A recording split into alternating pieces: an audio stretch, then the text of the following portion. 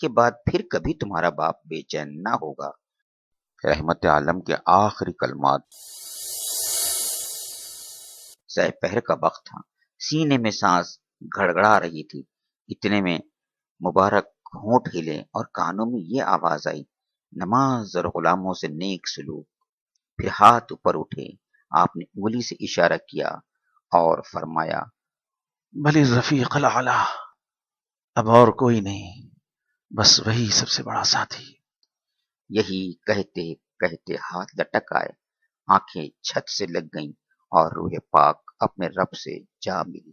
دوشنبے کا دن تھا، ربیع الاول کی 12 تاریخ تھی، ہجرت کا 11واں سال تھا۔ جانثاروں کی نظر میں دنیا اندھیری ہو گئی اور دل کی بستیاں سنسان ہو گئی۔ انا للہ و انا الیہ راجعون، اللہم صلی وسلم وبارک علی محمد وعلی آلہ واصحابہ اجمعین۔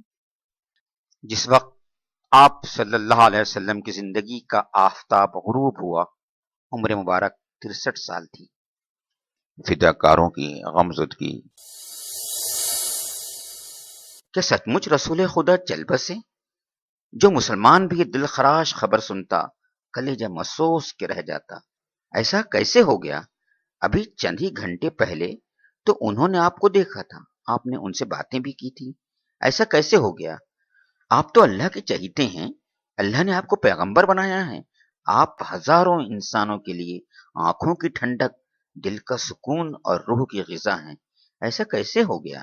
آپ تو ایک خدائی طاقت ہیں، آپ نے نظام باطل کو پاش پاش کر دیا، تمام شیطانی طاقتوں کو پس پا کر کے رکھ دیا، ایسا کیسے ہو گیا؟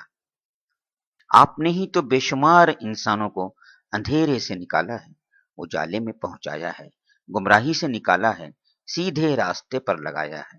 اب انہیں کون سنبھالے گا؟ کون ان کی رہنمائی کرے گا؟ ایسا کیسے ہو گیا؟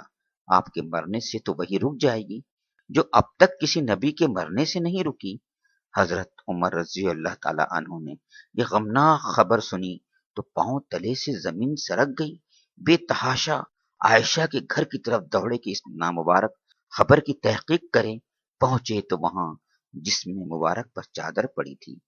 حضرت عمر نے چہرے سے چادر ہٹائی، دیکھا تو آپ بالکل بے حس و حرکت تھے۔ اب شک کی کیا گنجائش تھی؟ موت کا یقین کرنا ہی پڑا۔ ایک ذرا سی آس تھی، وہ آس بھی جاتی رہی، ان پر غموں کا پہاڑ ٹوٹ پڑا، وہ کلیجہ پکڑ کے رہ گئے۔ پھر وہ مسجد گئے، دیکھا تو لوگ سسکیاں لے رہے تھے، روتے روتے لوگوں کا برا حال تھا، آنسو تھے کہ تھمتے ہی نہ تھے۔ کسی کو صبر آئے تو کیسے آئے، دل کو قرار آئے تو کیوں کر آئے۔ آج تمام ہی جانثاروں کے دل سوگوار تھے، آنکھیں اشک بار تھی، کلیجے منہ کو آ رہے تھے۔ آج کسی سے کسی کی حالت دیکھی نہ جاتی تھی۔ وفات کی المناک خبر حضرت ابو بکر کو بھی ملی، سنتے ہی سناٹے میں آ گئے، فوراً مسجد پہنچے۔ وہاں جانثاروں کا ہجوم تھا، ہر ایک غم سے نڈھال تھا، روتے روتے بے حال تھا۔ وہ کسی سے کچھ بولے نہیں، سیدھے حضرت عائشہ کے گھر گئے۔ پیارے نبی صلی اللہ علیہ وسلم کے جسم مبارک پر چادر پڑی تھی، چہرے سے چادر ہٹائی، پیشانی مبارک کو بوسہ دیا اور وہیں کھڑے کھڑے ان الفاظ میں اپنا درد دل کہہ سنایا، اے رسول خدا، میرے ماں باپ آپ پر قربان، آپ کی زندگی بھی اچھی، آپ کی موت بھی اچھی۔ اللہ کے رسول، آپ کے چلے جانے سے تو نبوت کا سلسلہ ختم ہو گیا، جو کسی بھی نبی کے جانے سے ختم نہیں ہوا۔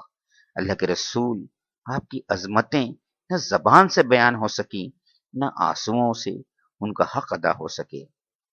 اللہ کے رسول، اگر یہ موت خود آپ کی پسند کی ہوئی نہ ہوتی تو آپ کو بچانے کے لیے ہم اپنی جانیں پیش کر دیتے، اور اگر آپ نے رونے سے منع نہ کیا ہوتا تو آپ پر روتے روتے اپنی آنکھیں خشک کر لیتے۔ البتہ جو چیز ہمارے اختیار میں نہیں، وہ حزن و غم کی وہ آگ ہے جو کبھی ٹھنڈی ہونے والی نہیں۔ اے اللہ، تو نبی کی خدمت میں ہمارا سلام پہنچا دے۔ اے محمد، اپنے رب کے یہاں ہمیں بھی یاد کیجیے گا، اپنے قلب مبارک میں ہماری یادوں کے چراغ روشن رکھیے گا۔ اللہ کے رسول، اگر آپ ہمارے لیے سکینت کا سامان نہ چھوڑ جاتے تو آپ کے چلے جانے سے جو بے کیفی پیدا ہو گئی ہے اس کے ساتھ ہم زندہ نہ رہ سکتے۔ اے اللہ، ہمارا یہ پیغام اپنے نبی کو پہنچا دے اور ہمارے اندر ان کے مشن کو غالب کر دے